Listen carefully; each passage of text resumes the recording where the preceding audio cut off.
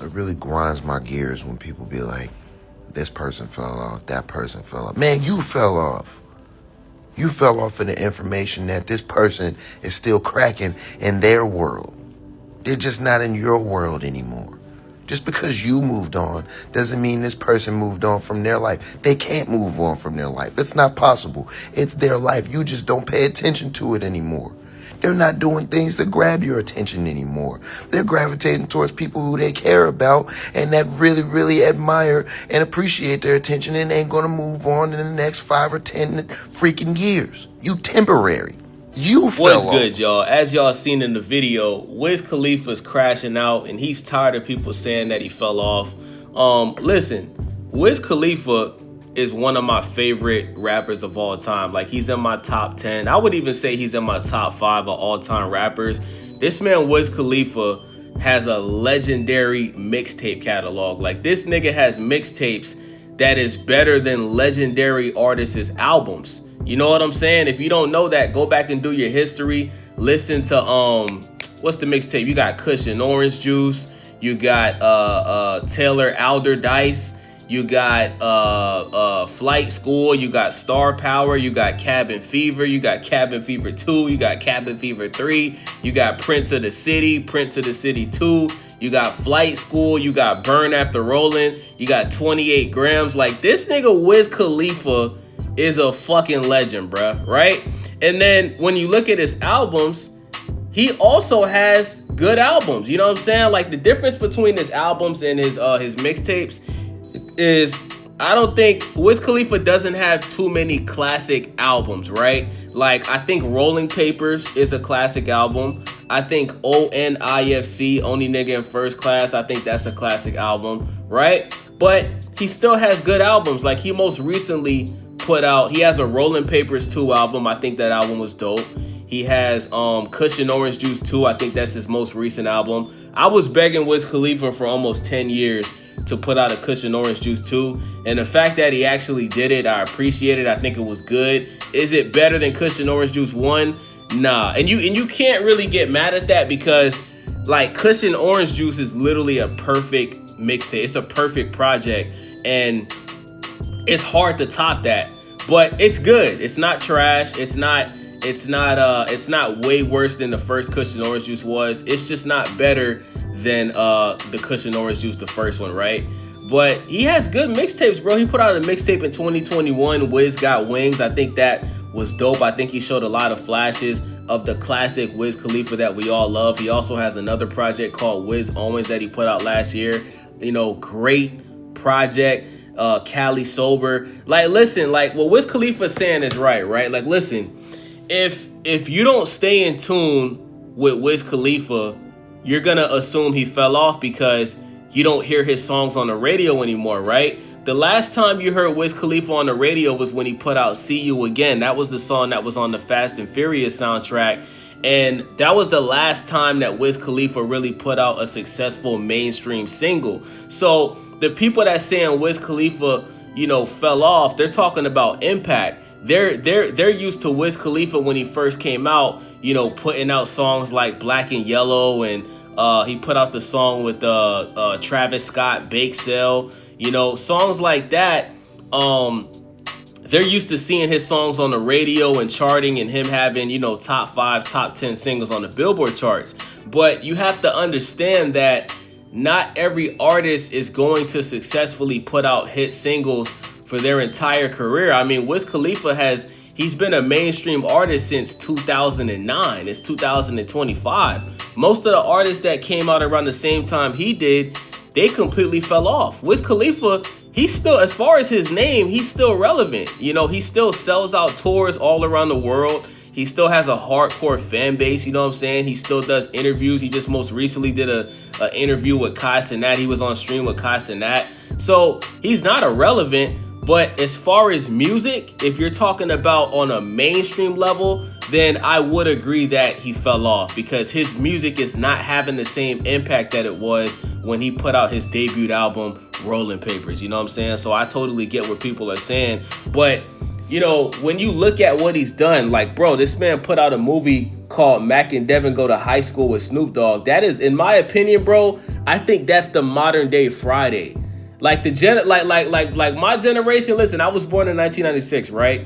I grew up watching Friday, next Friday, Friday after next. But for the generation, like for my generation and the generation under me, Mac and Devin Go to High School, I think that's gonna be their version of Friday, like a classic pothead weed smoking movie. And then Wiz and Snoop Dogg put out a soundtrack for the movie that was fire, bro. Like every song on that album was fire. You know what I'm saying? I was in high school when that movie came out. So it impacted me different than it would have impacted somebody that was in their 40s or 50s at the time. You dig what I'm saying? So listen, I totally get where Wiz Khalifa's coming from. Wiz Khalifa, if you're listening to this video, bruh, I think you're a fucking legend. Taylor Alderdice, bruh, is like, bro, Taylor Alderdice might be a better mixtape than Kush and Orange Juice. And I didn't think Wiz, at the time, like when Wiz was, dropping mixtapes left and right, this is when Dat Piff was around, live mixtapes, you know what I'm saying, hot new hip hop. I didn't think Wiz was going to be able to top Kush and Orange Juice, but Taylor Alderdice, I remember when that mixtape first came out on Dat Piff, it literally crashed the Dat Piff website, bro. And then 2 years later, he comes out with 28 grams, where Wiz Khalifa is heavily using auto-tune and basically making songs similar to what was popping around that era.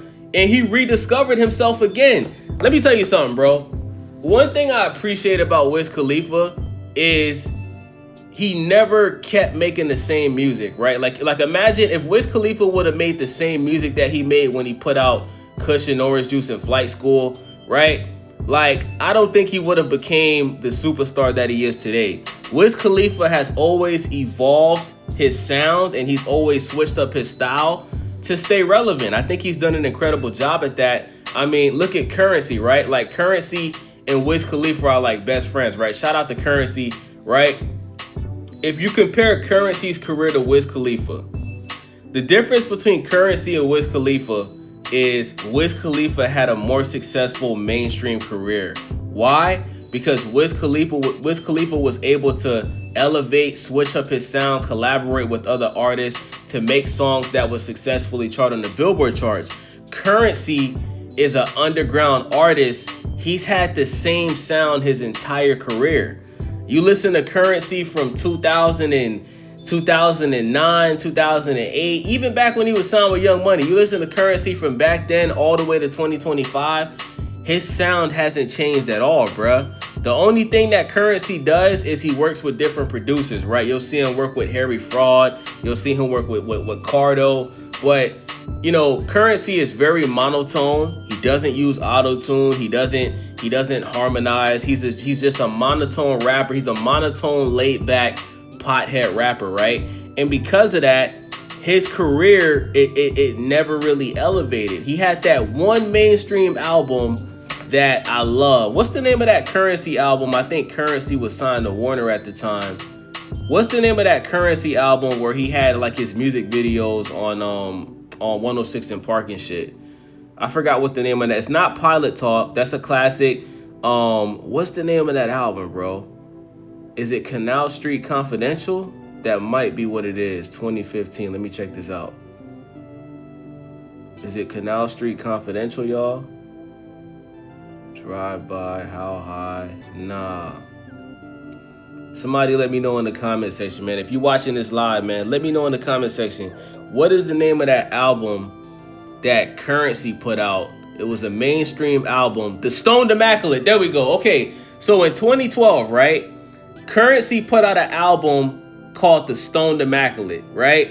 And in my opinion, I think this is Currency's best project overall. I think it's his best album, because this was his, I think this was his first and only mainstream album he ever put out, right? And the reason why this album was so good was because he worked with a bunch of different producers and he had a bunch of different features on this album, right? Like, for example, he had a beat on there from Justice League, right? He had Cardo on there. He had the Futuristics on there. That was the song that featured Wiz Khalifa. He had a song with Pharrell, produced by Pharrell, and Pharrell was featured on the song Chasing Paper. Fire. Monster Beats was on there. You know what I'm saying? Daz Dillinger produced the beat on there. Shout out to Daz Dillinger. You feel me? He had a feature, he had a song, Jet Life, Big Crit and Wiz Khalifa. What happened to Big Crit, man? Big Crit used to be one of my favorite rappers. That's another underground legendary rapper, you know what I'm saying? But yeah, man, this project, in my opinion, I remember, you guys remember Estelle? He had a song on this album called That's the Thing, produced by Justice League. Estelle was on the hook. Bro, this song is incredible, man. I think that this song should have charted on the Billboard charts. I think it was a perfect radio song. This is because, remember, you guys remember back in the day when a rapper would put out an album, they would always have a song where they're rapping, but it's like an R&B rap song. So they'll be rapping the verses, and then they'll have an R&B artist singing the hook. That's what this song, That's the Thing, was. Estelle singing on the hook, Currensy rapping the verses. The beat by Justice League is incredible. It's like a Rick Ross type beat. You know, Justice League and Rick Ross have a lot of classic songs together. But this album, bro, in my opinion, if Currensy would have kept making projects like this, I think that he could have had a bigger rap career. You know what I'm saying? The album debuted at number 8 on the Billboard charts. I don't think it sold that well, right? I don't think it sold that well, but I think Currensy should have did more projects like this, man. You know what I'm saying? So listen, shout out to Wiz Khalifa. I totally get why he's mad because, you know, once again, a lot of people do feel like he fell off. But I don't think it's nothing personal against Wiz Khalifa. I think that when people say that, they're basically saying, Wiz, that they haven't heard one of your songs on the radio in a long time. So listen, I think in 2025, if Wiz Khalifa wanted to make a song for the radio to go on the Billboard charts, I think he could easily do it.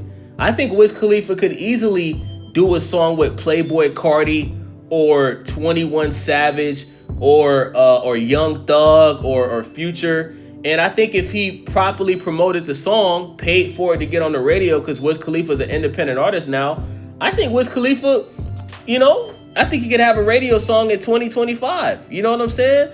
I just don't think Wiz Khalifa cares about doing that anymore. You know, I think that at this point in his career, he makes so much money off of touring. I don't think he cares to invest that much money into his songs getting on the radio, because he already has multiple radio songs, bro. His song See You Again has, I think it has the most views in YouTube history for songs. If it's not that song, then it's the Unforgettable song with French Montana.